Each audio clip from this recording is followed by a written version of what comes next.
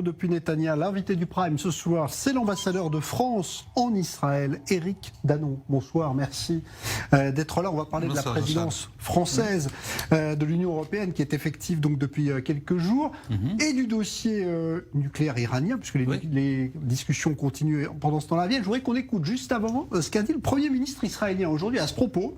Il s'adressait au Forum économique de Davos à distance, évidemment, en raison de la pandémie. Écoutez. Les pays et le monde libre doivent reconnaître les actions de l'Iran. Le pays est la source du terrorisme au Moyen-Orient et nous devons le combattre.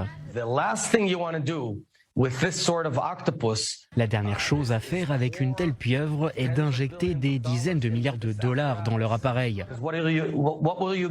Qu'en retiriez-vous? Un terrorisme stéroïdien. Tout ce que nous verrons sera doublé et triplé d'intensité car ils seront plus forts. Leur économie est complètement défaillante, la monnaie s'érode. Ils sont tellement incompétents qu'ils sont incapables de fournir de l'eau du robinet dans de vastes régions du monde, et par exemple dans la région d'Ispahan. C'est un régime corrompu et en faillite. Voilà, Israël qui demande aux Européens et donc à la France, monsieur l'ambassadeur, de ne pas réinjecter de l'argent dans l'économie, c'est-à-dire de ne pas finalement conclure d'accord. Ce sont des remarques qui vous interpellent ou pas? Ah oui, parce que l'approche israélienne nous est connue depuis très longtemps. C'est-à-dire que nous avons d'un côté la négociation sur le nucléaire et d'un autre côté tout le reste, y compris la capacité de l'Iran avec de l'argent de nourrir le terrorisme. Et donc, effectivement, c'est une équation à plusieurs variables. Mais Vienne, la négociation actuelle, ne porte que sur le nucléaire. C'est pas pour ça qu'on ignore, bien entendu, les autres dimensions, c'est-à-dire les missiles balistiques, ce qui est très important, et l'action néfaste de l'Iran à l'extérieur, son influence régionale. Et on a vu encore, il y a 2 jours, l'attaque des Houthis, qui sans doute n'est pas sans lien avec l'influence iranienne dans la région. Quel rôle va jouer la France justement dans ces négociations, puisque maintenant qu'elle est à la présidence de l'Union européenne, c'est donc un point important, parce qu'on voit bien que tout semble s'enliser, mais en même temps les Iraniens sont pressés d'aboutir. Est-ce que la France va pousser justement pour qu'un accord soit trouvé coûte que coûte ? Non, on ne peut pas dire ça comme ça. Et on ne peut pas dire que les Iraniens poussent à un accord actuellement. Ils sont responsables de la stagnation des négociations de Vienne. On avance à une allure de tortue. Donc, si on regarde globalement, on peut dire que ça avance très peu. Et donc, pendant ce temps-là, les Iraniens en profitent pour continuer à développer leur industrie nucléaire et aller vers ce que l'on appelle le seuil nucléaire, c'est-à-dire le moment où on est très proche de la bombe sans l'avoir. Donc c'est très dangereux ce qui se passe actuellement. En fait, j'allais dire, rapidement, ils jouent la montre. Donc les négociations de Vienne avancent très très lentement, avec des points très durs sur, par exemple, le démantèlement des centrifugeuses. Ça a l'air un peu technique, mais c'est très important. Est-ce qu'il faut les mettre sous cloche? Est-ce qu'il faut les détruire? Est-ce qu'il faut les enlever?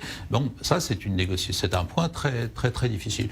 Donc, pour le moment, les négociations avancent très lentement et surtout, plus on passe du temps, plus on ne peut plus revenir sur l'accord initial parce qu'il est dépassé par justement les données techniques et les avancées de l'Iran en matière nucléaire. Alors je voudrais qu'on parle de cette présidence française aussi et de l'impact qu'elle aura pour Israël et pour le Moyen-Orient ici. Concrètement, qu'est-ce que ça peut changer ou faire bouger ? Ah, ça change énormément de choses parce que les gens souvent, ils ont d'autres préoccupations et je les comprends bien sûr, mais l'Europe c'est très concret, y compris en Israël.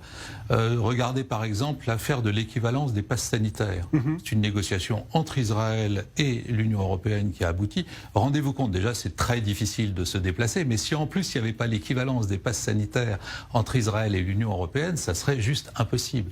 Donc voilà, il y a ça, il y a la circulation des étudiants avec Erasmus. Et puis, là, c'est pas très audible parce que les gens ont du mal à se déplacer, donc ils sont très tristes, ils sont en difficulté. Mais il y a 3 ans, Israël et l'Europe ont conclu un accord dit ciel ouvert qui a multiplié les liaisons aériennes avec l'Europe, qui a fait baisser les prix, etc. Bon, je sais bien qu'actuellement ça fait bizarre, on ne peut pas circuler et il vient nous dire qu'il y a plus d'avions. Mais en fait, c'est quand même très important pour le moment où les choses vont revenir. Surtout, je crois, l'Europe, c'est le premier partenaire commercial d'Israël. C'est un tiers des importations d'Israël, ça fait à peu près 20 milliards d'euros. Et puis surtout, c'est des perspectives. Vous avez deux grandes perspectives, qui sont fondamentales. La première, c'est que en décembre dernier, Israël a adhéré à un programme qui s'appelle Horizon Europe. On ne sait pas trop ce que c'est, mais c'est fondamental. C'est le plus gros programme de recherche du monde. Et Israël a réussi à adhérer, si je puis dire, au terme d'une négociation un peu difficile où nous avons beaucoup, nous, poussé à ça, alors que, par exemple, la Grande-Bretagne ou la Suisse n'ont pas réussi leur adhésion à Horizon Europe. Et c'est quoi derrière? Mais c'est toute la recherche universitaire avec les grandes universités israéliennes. C'est, par exemple, très concrètement, ce qu'on embarque, les expériences israéliennes qu'on embarque à bord des satellites européens. Et puis c'est le monde du futur, c'est-à-dire l'ordinateur quantique. Si il n'y avait pas eu Horizon Europe, Israël serait hors des grands programmes de recherche en matière d'ordinateur quantique. Là, il est dedans et c'est absolument formidable. Donc c'est non seulement du concret de tous les jours, si je puis dire, mais c'est aussi des perspectives parce que ce qui est formidable en ce moment, on le voit dans tous les domaines, c'est que Israël et l'Europe affrontent de plus en plus ensemble les grands problèmes du monde. Prenez, je conclue avec ça, la partie environnementale. On a inauguré il y a 2 mois et demi la plus grande centrale solaire israélienne. C'est EDF Renouvelable, Cocorico qui est derrière. Eh bien, voilà, c'est l'apport aussi d'Israël à la désalinisation, au solaire, à toutes ces nouvelles énergies. Tout ça, c'est des chercheurs qui bossent ensemble. Tout ça, c'est beaucoup d'industries qui se mettent ensemble. Donc, des perspectives tout à fait satisfaisantes. Alors, il y a cette coopération qui, effectivement, globalement, se passe très bien et avance. Mais il y a toujours ces problèmes de friction liés au dossier israélo-palestinien qui n'est pas réglé, ce qui provoque parfois en Europe de l'impatience, et par exemple sur les problèmes d'étiquetage. Alors ça c'est compliqué, c'est la partie la plus politique, pourrait-on dire, et c'est ce que nous allons essayer de faire en 6 mois, mais il y a du contentieux. Mais vraiment, on va pousser, les instructions vont toutes en ce sens, c'est ce qu'on appelle l'accord d'association. Bon, le conseil d'association ne s'est pas réuni depuis 2012.